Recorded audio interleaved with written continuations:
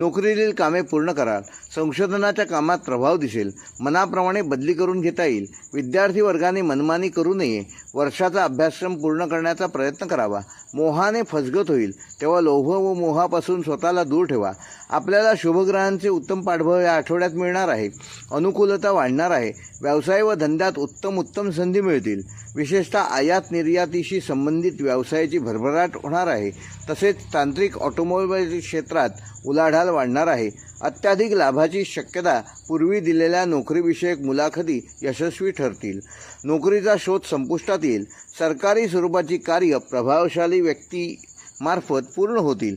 जमीन जुमला संपत्ती विषयाच्या कामातून विशेष लाभ संभवतात. आपल्याला स्वतःचा व्यवसाय सुरू करता येईल.